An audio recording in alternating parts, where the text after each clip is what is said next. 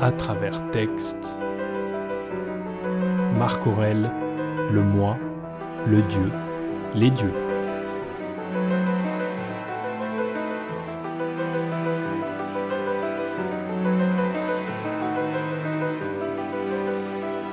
Véritable monument de la pensée stoïcienne, les pensées de Marc Aurèle traversent les siècles et restent intactes.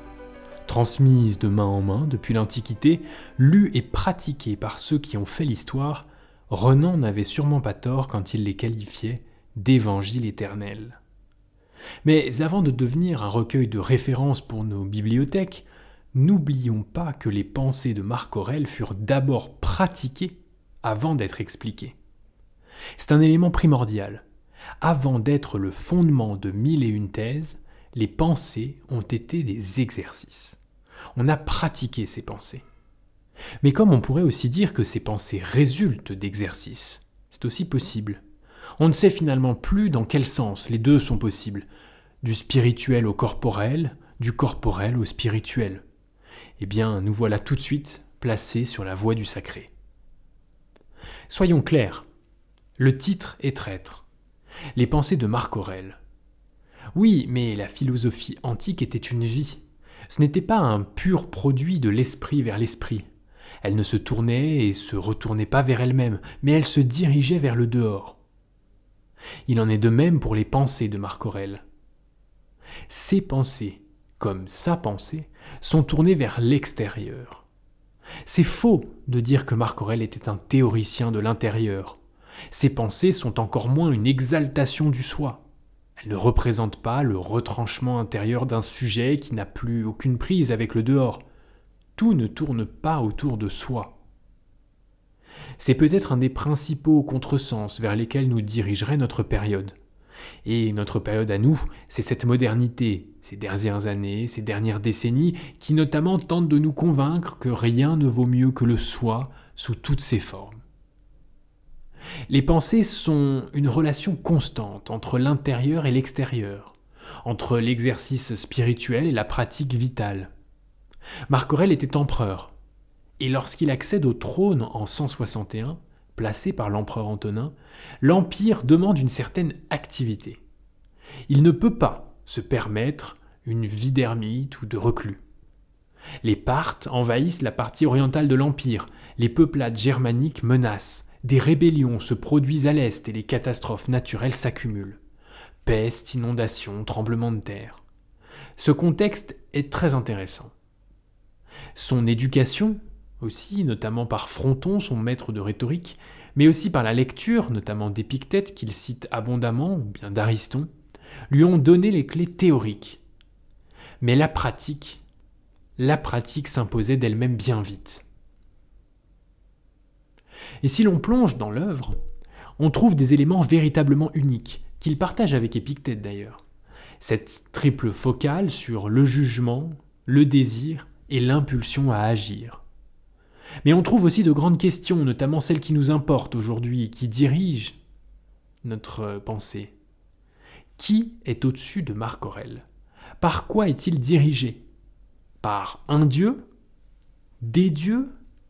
La nature ? Le pire technicon, le feu stoïcien, la fortune. Toutes ces notions s'entrechoquent dans les pensées.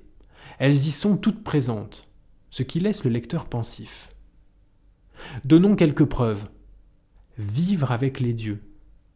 Que Dieu, au singulier, qui réside en toi. En un mot, Dieu, au singulier, existe. La nature est appelée la vérité, l'intelligence qui régit, l'aide des dieux et de la fortune. Et on pourrait continuer. En quoi croyait Marc Aurèle ? Et puis nous, comment le croire quand il évoque à tour de rôle un dieu, des dieux et tous ces éléments ? Sachant en plus qu'il donne une importance cruciale à la maîtrise de soi par soi-même. Est-ce que ce n'est pas finalement quelque chose en nous qui dirige un certain culte de la raison ? Il dit bien « Tu sembleras un dieu pour les gens qui te traitent aujourd'hui de bête fauve ou de singe pour peu que tu t'en tiennes aux principes et au culte de la raison. » C'est au livre 3. L'intérieur, l'extérieur, et puis quel extérieur ?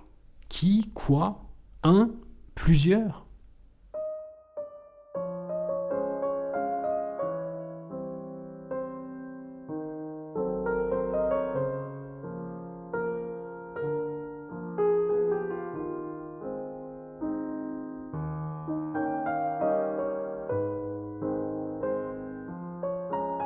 Toutes les choses sont entrelacées les unes avec les autres. Leur enchaînement est sain, et presque aucune n'est étrangère à l'autre, car elles ont été ordonnées ensemble et contribuent ensemble à l'ordonnance du même monde.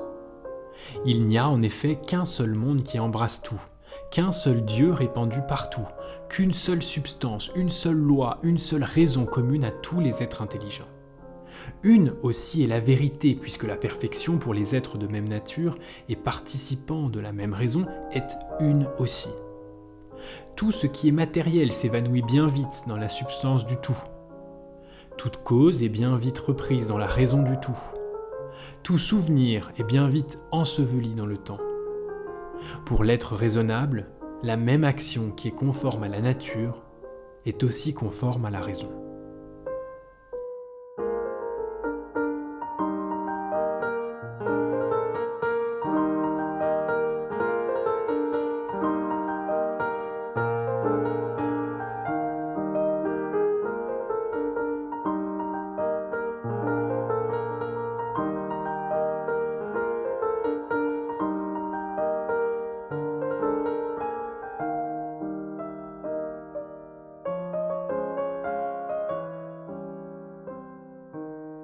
Ce passage du livre 7 est sans doute l'un des plus énigmatiques concernant l'approche de Dieu chez Marc Aurèle.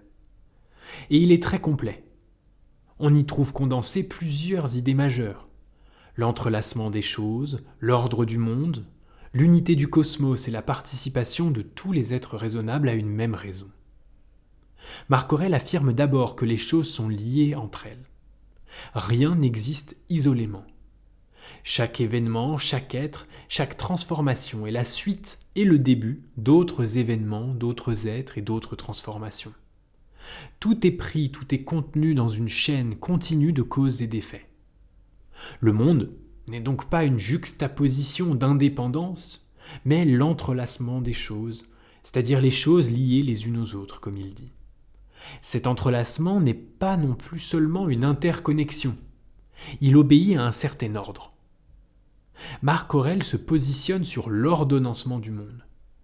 Autrement dit, la réalité n'est pas un chaos de phénomènes dispersés, ce n'est pas non plus une affirmation du hasard. Elle est une structure qui renvoie à une unité fondamentale. Marc Aurèle insiste dessus dans ce passage. Il n'y a qu'un seul monde, un seul Dieu, une seule vérité.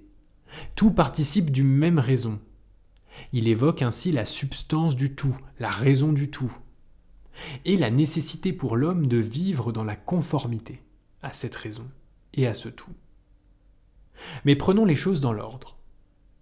Pour Marc Aurèle, les choses s'enchaînent selon une certaine logique.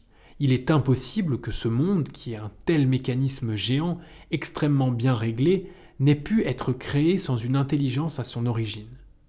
Cette création n'a pas pu être une création au hasard. Les cycles ne peuvent pas avoir été créés par ses habitants.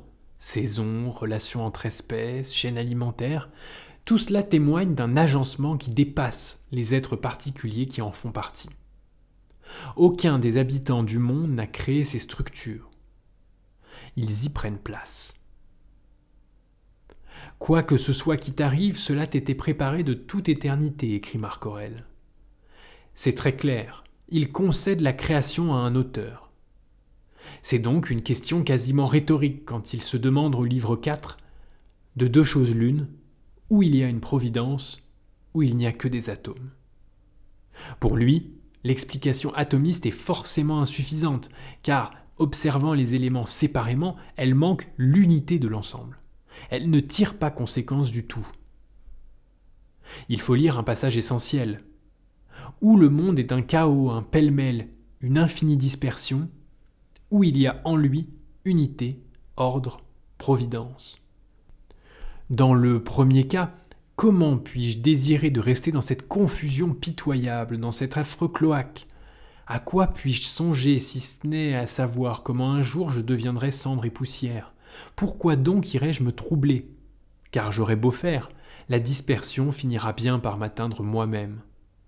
Dans le second cas, j'adore. Et je m'assure en mettant ma ferme confiance dans l'être qui ordonne tout. On le voit dans ce passage, cet enchaînement des choses est logique mais aussi bon. Marc Aurèle estime que la volonté qui est à la création de cet entrelacement réglé est une volonté bonne. L'harmonie du monde révèle une intention qui n'est ni arbitraire ni hostile. Il va même jusqu'à suggérer que la beauté du monde ne peut être que la marque d'un artiste. Comment un Dieu qui aurait produit de telles choses, un tel ordre, pourrait-il être mauvais? À partir de là, comment ne pas retrouver la répétition du Tov de la Genèse? Et c'était bon, qui finit même en « et c'était très bon ». Le monde est ainsi divin par son essence. Le monde est Dieu. Dans le passage qu'on a lu du livre 7, Marc Aurèle l'affirme explicitement. Un seul monde qui embrasse tout, un seul Dieu. Tout est d'ailleurs au singulier dans ce passage. Un principe un est aux commandes. Un seul monde, un seul Dieu, une seule substance, une seule loi, etc. Mais avec cette juxtaposition de termes singuliers, on aurait tendance à l'assimilation. On pourrait être tenté de considérer ces thèmes comme strictement équivalents. S'il n'y a qu'une seule chose, alors ce ne peut être que ceci ou cela. Et donc si c'est en même temps ceci et cela, c'est qu'elles signifient la même chose. Cependant, il faut faire attention. Ces notions ne désignent pas exactement le même élément. Certaines renvoient au principe fondamental, d'autres décrivent ce qui en découle. L'ordre suppose à la fois une logique et un principe premier. Il faut donc poser des distinctions. Déjà entre Dieu et le monde, entre la substance de l'univers et l'intelligence qui la gouverne. Le monde émane de Dieu.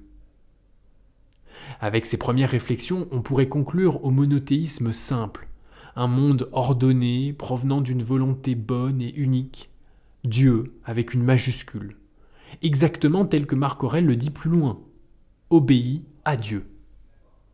Mais les signes de monothéisme vont rapidement commencer à se brouiller.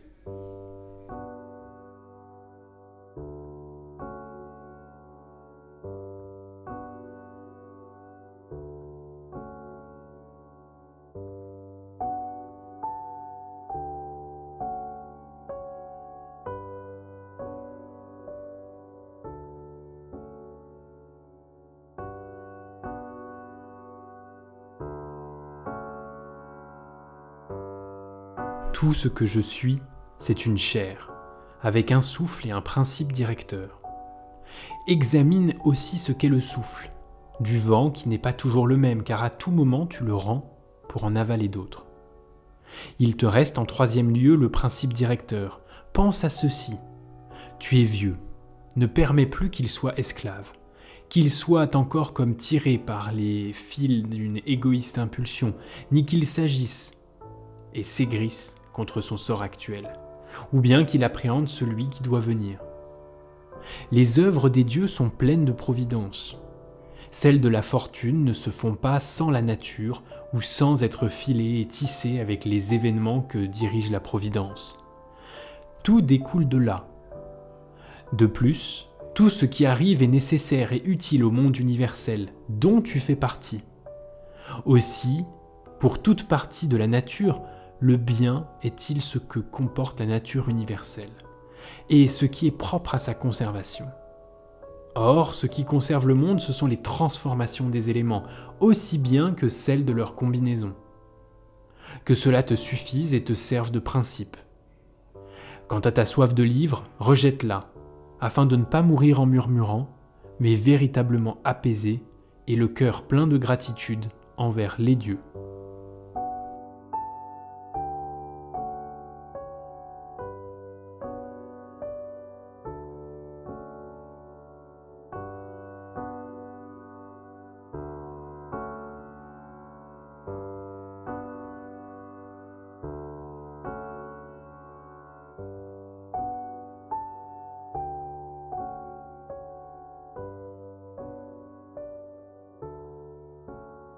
Avec ce passage, les choses se compliquent.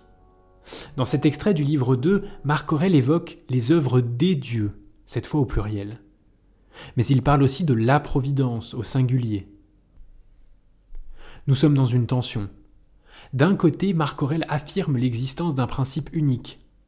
Un seul monde, un seul Dieu, une seule raison. De l'autre, il continue à évoquer les dieux au pluriel.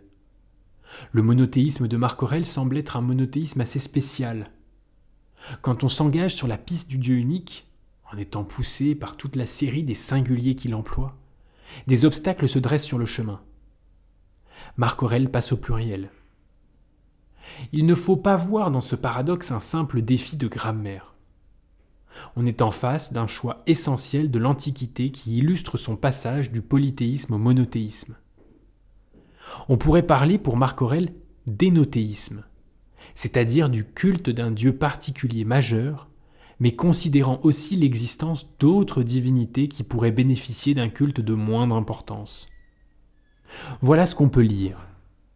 Celui-là qui vit avec les dieux, qui, sans jamais défaillir, leur présente son âme satisfaite des destinées qui lui sont réparties, exécutant tout ce que veut le génie que Jupiter a donné à chaque homme. Jupiter comme génie plus au-dessus. Si chez Marc Aurèle le Dieu unique est l'unité systématique, à côté de celle-ci peut exister un ensemble d'autres divinités qui gravitent, héritées des traditions romaines. Et Marc Aurèle ne cherche pas à abolir cette tradition. Il l'intègre dans un système philosophique plus vaste. Une fois qu'on a dit ça, une autre question surgit. Quelle est exactement la place de la nature dans cet ensemble ? Alors qu'on pourrait être tenté par l'identité entre Dieu et la nature, il faut opposer quelques distinctions que Marc Aurèle nous donne lui-même. Quelque part, au livre 3, il dit « Or, la nature te recommande la circonspection la plus attentive, l'amour des hommes et la soumission aux dieux. » Il distingue donc bien les deux. La nature recommande une soumission aux principes divins, ce qui les distingue. La nature apparaît ici comme une médiation, elle transmet un ordre qui ne vient pas d'elle-même, mais qu'elle exprime. Elle illustre une perfection qu'elle reçoit. En cela, ce qui serait le plus juste, c'est d'identifier la nature non à Dieu, mais à la vérité, comme une sorte de révélation de Dieu par ses attributs. Dans un autre passage, Marc Aurèle dit bien « La nature est appelée la vérité ». Mais cette vérité, donc cette nature, n'est pas autonome. Elle procède d'un principe antérieur. La nature révèle l'ordre du monde. Elle n'en est pas l'origine première. C'est précisément pour cette raison que Marc Aurèle revient constamment à la nature lorsqu'il décrit la cohérence du monde, lorsqu'il décrit son architecture. L'ordre naturel manifeste l'intelligence qui le gouverne. Les transformations, les cycles, les équilibres ne sont pas des accidents et ne sont pas autoproduits. Ils témoignent d'une structure rationnelle. Tout ce qui arrive est nécessaire et utile au monde universel, dit Marc Aurèle. Et l'utilité du monde renvoie plus largement à son organisation globale. Chaque événement, même lorsqu'il semble isolé ou malheureux à l'échelle individuelle, participe à l'équilibre de l'ensemble. La nature porte donc les traces de Dieu. Si l'on refuse de dire que la nature est Dieu lui-même, il faut alors comprendre, comme on l'a dit, quel est le lieu où le divin se manifeste. On pourrait parler d'une présence du divin dans la nature. L'intelligence divine se déploie dans la nature, dans les cycles. Mais ce qui est vrai pour le monde l'est aussi pour l'homme. Si l'homme est une créature issue de ce principe divin, il doit lui aussi en porter la trace. Alors, quelle est cette trace ? Pour le comprendre, il faut se plonger dans l'âme. L'âme, chez les stoïciens, plus généralement, ça peut signifier plusieurs choses. Mais ce qu'on peut retenir, en ce qui nous concerne, c'est qu'elle est mélangée et unique. Elle possède un souffle qui anime le corps, car les deux sont liés. C'est l'harmonie plus générale voulue par Dieu. Car l'âme est conçue donc comme un fragment divin. Et voici ce que Marc Aurèle dit. Souviens-toi que le fil qui te meut comme une marionnette est cette force cachée au-dedans de toi. Cette force qui fait qu'on s'exprime, qu'on vit, et qui, s'il faut le dire, fait qu'on est homme. Ne te la représente jamais comme confondue avec le réceptacle qui l'enveloppe, ni avec ses organes qui sont collés autour.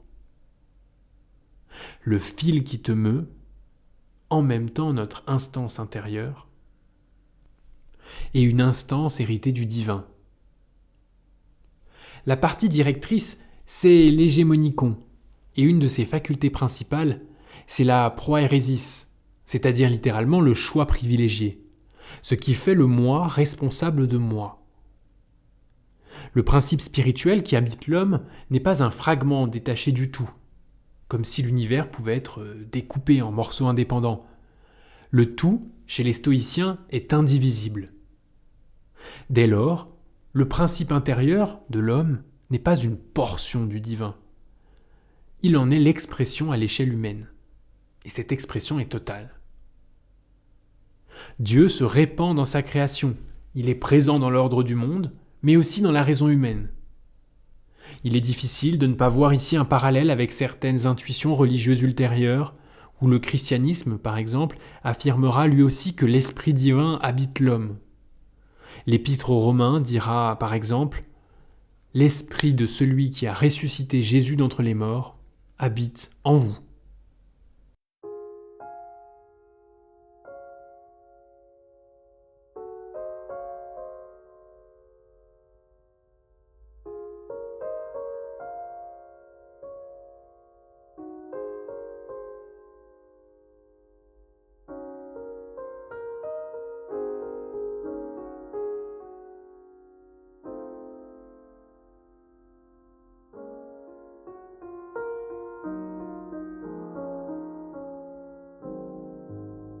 Mais si les dieux n'ont pas délibéré sur moi en particulier, ils ont de toute façon délibéré sur l'ensemble des choses au nombre desquelles, par voie de conséquence, se trouvent aussi les choses qui m'arrivent. Je dois donc aimablement les accueillir et m'en montrer content. Mais si les dieux ne délibèrent sur rien, et le croire est une impiété, ne faisons plus alors de sacrifices, cessons de prier, de jurer par serment et de faire tout ce que nous faisons en pensant que chaque acte que nous accomplissons se rapporte à des dieux présents et vivants près de nous. Si, dis-je, ils ne délibèrent sur rien de ce qui nous concerne, il m'est bien permis de délibérer sur moi-même et il est de mon droit de rechercher quel est mon intérêt. Or, l'intérêt est pour chacun ce qui est conforme à sa constitution et à sa nature. Or, ma nature à moi est raisonnable et sociale. Ma cité et ma patrie, en tant qu'Antonin, c'est Rome. En tant qu'homme, l'univers. En conséquence, les choses utiles à ces deux cités sont pour moi les seuls biens.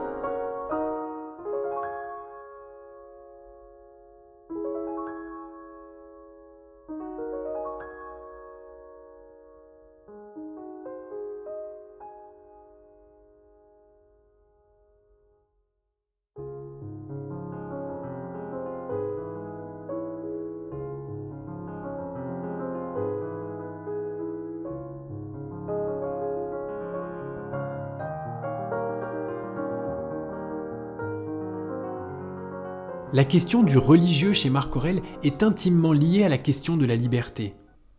Car si l'empereur romain formule à plusieurs reprises l'idée d'une soumission de l'homme à l'ordre du monde, ordre lui-même inscrit dans une rationalité divine, cette soumission n'est pas une servitude.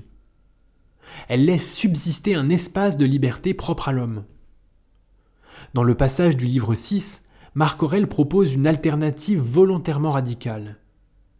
Si les dieux délibèrent sur le monde, alors ce qui nous arrive participe d'un ordre universel auquel il convient de consentir. Les événements qui nous touchent personnellement sont alors inclus dans une délibération plus vaste qui concerne l'ensemble du cosmos.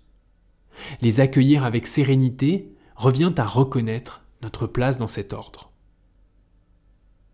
Mais si les dieux ne délibèrent sur rien, poursuit-il, hypothèse qu'il juge lui-même presque impie, alors l'homme doit délibérer par lui-même. Et dans ce cas, il lui revient de déterminer ce qui est conforme à son intérêt et de réagir que par intérêt. Et donc, on voit que pour Marc Aurèle, la nature humaine est double.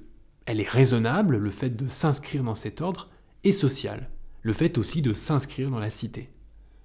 De là, on voit bien une conséquence décisive. L'homme appartient à deux cités. La cité politique, Rome, et la cité universelle, le monde. Les biens véritables sont donc ceux qui servent ces deux communautés à la fois, et on comprend dès lors le rôle politique d'empereur, mais le rôle aussi moral que s'est donné Marc Aurèle. La morale stoïcienne prend ici une dimension profondément cosmopolitique. Être fidèle à sa nature, c'est agir de manière à être utile à la communauté humaine tout entière. On retrouve ici un trait essentiel de la pensée de Marc Aurèle. Le travail sur soi qu'il recommande n'est jamais un repli narcissique. L'examen intérieur n'a pas pour but l'exaltation du moi, mais sa formation. Il s'agit de développer ce qui est possible du principe directeur, en le modelant selon les vertus. Justice, tempérance, courage, lucidité. Le regard porté sur soi est un exercice de rectification morale destiné à rendre l'homme capable de s'inscrire harmonieusement dans la dynamique du monde. En bref, l'homme a pour objectif de s'insérer dans ce mouvement donné par Dieu. Mais ainsi, la puissance de Dieu n'abolit pas la liberté humaine, elle en fixe plutôt l'horizon. L'homme ne choisit pas les événements, mais il choisit la manière de les accueillir et d'y répondre. Sa liberté se situe dans cet espace intérieur où se décide l'assentiment au monde et aux choses. Mais on note quand même une autre difficulté.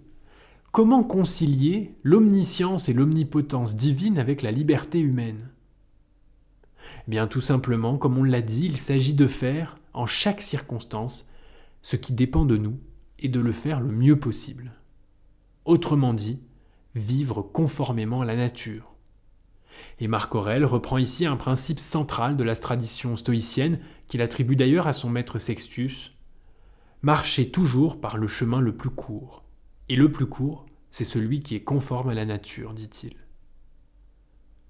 Vivre selon la nature signifie accepter l'ordre du monde tout en accomplissant pleinement sa fonction d'être raisonnable et social. On retrouve les éléments fondamentaux de sa morale, distinguer ce qui dépend de nous et ce qui n'en dépend pas, ne pas s'affliger de ce qui échappe à notre pouvoir, concentrer tout notre effort sur la rectitude de notre jugement et sur nos actions. Ainsi, la puissance de Dieu n'abolit pas la liberté humaine. Elle lui donne un cap. L'homme ne choisit pas les événements, pas tous, mais il choisit la manière de les accueillir et d'y répondre. Sa liberté se situe dans cet espace où se décide tout cela. Marc Aurèle le dit bien, il est une foule d'autres qualités pour lesquelles tu ne peux pas dire « la nature ne m'a pas favorisé ». Fais donc tout ce qui dépend absolument de toi seul. C'est pourquoi, dès l'ouverture des pensées pour moi-même, Marc Aurèle reconnaît que, du côté des dieux, rien ne lui manque pour vivre comme la nature le demande. Leurs bienfaits, leurs secours et leurs inspirations suffisent à rendre possible une vie conforme à la raison. La question du Dieu ou des dieux est donc une question épineuse chez Marc Aurèle. Elle n'est jamais simple. Elle est teintée de singulier, teintée de pluriel, on a une multitude de notions qui nous viennent, et on ne sait plus dans quel ordre les prendre. En fait, il ne faut pas tant s'interroger sur le fait qu'il y ait un ou plusieurs dieux, ou bien le nom qu'on lui donne pour Marc Aurèle, c'est d'accepter qu'il y a une unité divine qui ordonne le monde selon une certaine logique, et que tout le rôle de l'homme, qui en est sa créature, qui vit au milieu de sa création, la nature, création divine, tout le rôle de l'homme va être de s'insérer dans ce mouvement divin, va être de s'insérer dans ce paysage divin, va être, en travaillant sur ses vertus, en travaillant sur une multitude de qualités, sur les choses qui dépendent de lui, va être de consentir à l'explication divine, à sa création et à son rôle.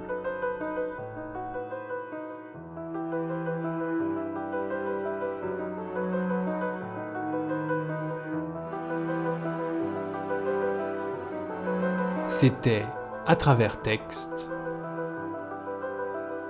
par Thomas Dutrier.